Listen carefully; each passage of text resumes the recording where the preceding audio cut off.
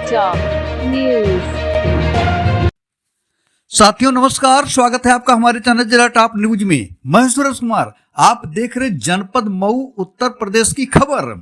ग्राम लोहा टीकर जनपद मऊ में दी बुद्धिस्ट सोसाइटी ऑफ इंडिया भारतीय बौद्ध महासभा पूर्वांचल द्वारा आयोजित भारतीय संविधान स्वीकृति दिवस 22 जनवरी को 14 वर्ष का एक बालक ने धम्म सभा को संबोधित करते हुए संविधान कब लागू हुआ, SC ST OBC को अधिकार, मनुस्मृति को लेकर कही बड़ी बात। देखे पूरी वीडियो विस्तार से। सागर महामानव तथागत गौतम बुद्ध जी को नमन करते हुए करोड़ों करोड़ों दलितों शोषितों के मसीहा परम पूज्य बोधिसत्व बाबा साहब डॉक्टर भीमराव अम्बेडकर जी, सामाजिक क्रांति के अग्रदूत महात्मा ज्योतिबा फूले जी, आरक्षण के जनक छत्रपति साहू जी महाराज जी, पेरियार रामास्वामी नायकर जी, नारायणा गुरु जी, संत रैदास जी, बाम से टीएस4 एवं बहुजन नायक के जन्मदाता मान्य और कांसीराम साहब जी के चरणों में श्रद्धा का सुमन अर्पित करता हूँ। The Buddhist society of India के तत्वाधान में आज लोहा टीकर ग्राम सभा में धम्म गोष्ठी का आयोजन किया गया, जिसमें आप सभी उपासक उपासिकाओं को नमो बुद्धाय जय भीम। हम माताएं बहनों का, पिता तुल्य बुजुर्गों का, नौजवान भाइयों का और नन्हे मुन्ने छोटे छोटे बच्चों का तहे दिल से हार्दिक स्वागत अभिनंदन करता हूं।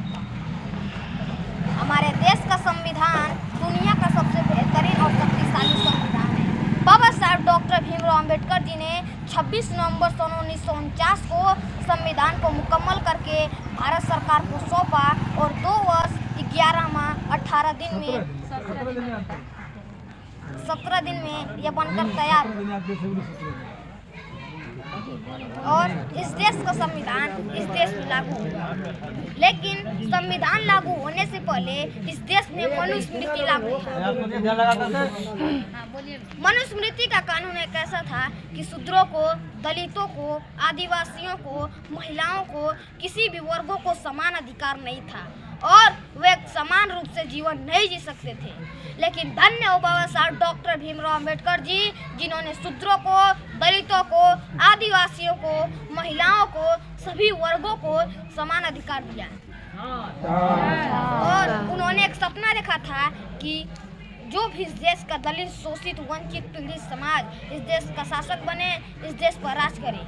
साथियों, 26 जनवरी सन 1950 को संविधान लागू होने के मात्र 10 साल बादों में हमारे समाज में CM, DM, इंजीनियर, प्रोफेसर आदि बनने लगे हैं। लेकिन अभी भी इस देश की कुर्सी यानी प्रधानमंत्री की कुर्सी पर दलित, शोषित समाज वंचित रह गया है। बाबा साहब डॉक्टर भीमराव अम्बेडकर जी ने अपने 4 बच्चों को खो करके यही सपना देखा था। उन्होंने देखा था कि दलित समाज, बहुजन समाज, SC ST समाज, शूद्र समाज इस देश का शासक बने, इस देश पर राज करे। और बाबा साहब डॉक्टर भीमराव अम्बेडकर जी ने ऐसे ही जालंधर की सभा में संदेश देते हुए कहा था कि जाओ और जा करके अपने घरों की दीवारों पे लिख दो कि हम इस देश के मालिक हैं, हमको इस देश पर राज करना है, हमको इस देश पर शासन करना है।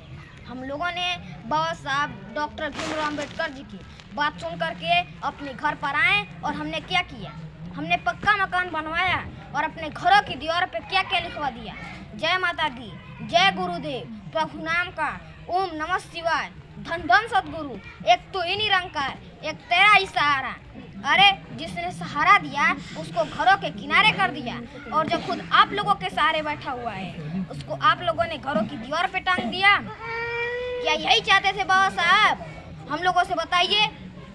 लेकिन ये बात जान लीजिए कि अगर 70 साल पहले हम लोगों ने अपने घरों की दीवारों पे ये लिख दिया होता कि हम इस देश के मालिक हैं, हमको इस देश पर राज करना है, हमको इस देश पर शासन करना है, तो मैं इस बात को पूरे दावे के साथ कह सकता हूँ कि आज हमारे इस देश का प्रधानमंत्री जो बहुजन समाज का व्यक्ति होता, दूसरे समाज का व्यक्ति नहीं। जो बाबा साहब ने हमसे कहा था, हमने बिल्कुल ठीक उसका उल्टा किया, बिल्कुल उल्टा किया। अगर बाबा साहब इस देश में पैदा नहीं हुए होते तो हम लोग किसी ब्राह्मण के घर शौचालय में झाड़ू लगाने के लायक होते। और अगर बाबा साहब डॉक्टर भीमराव अंबेडकर जी का इस देश में संविधान नहीं होता तो सार्वजनिक शिक्षा पे इतना पैसा नहीं खर्च होता और सार्वजनिक शिक्षा के भीतर एक ही बेंच पर ब्राह्मण और दलित का बच्चा पढ़ाई नहीं कर रहा होता। ये संविधान का मतलब, ये संविधान किसी एक जाति किसी एक धर्म के लिए नहीं है। संविधान का मतलब होता है सम माने बराबर, विधान यानी कानून, यानी कि जो कानून सबके लिए बराबर हो उसे ही संविधान कहते हैं। इंसानियत आदमी को इंसान बना देती है, लगन हर काम को आसान बना देती है। इंसानियत आदमी को इंसान बना देती है, लगन हर काम को आसान बना देती है। लोग यूं ही जाते हैं मंदिरों मस्जिदों में पूजा करने, लोग यूं ही जाते हैं मंदिरों मस्जिदों में पूजा करने, क्योंकि आस्था ही तो पत्थर को भगवान बना देती है, आस्था ही तो पत्थर को भगवान बना देती है। तथागत गौतम बुद्ध जी ने कहा था कि किसी बात को इसलिए मत मान लेना जो बहुत मोटी किताब में लिखी गई हो, और किसी बात को इसलिए मत मान लेना जो बहुत बड़ा नेता बोल रहा हो, और किसी बात को इसलिए मत मान लेना जो पीढ़ी दर पीढ़ी मानती चली आ रही हो। किसी बात को मानने से पहले उसे दिल और दिमाग की कसौटी पर कसना, अगर मानने लायक होगा तो मानना, नहीं तो मानने से इनकार कर देना। ये हमारे तथागत गौतम बुद्ध जी का कथन है। नमो बुद्धाय, जय भीम।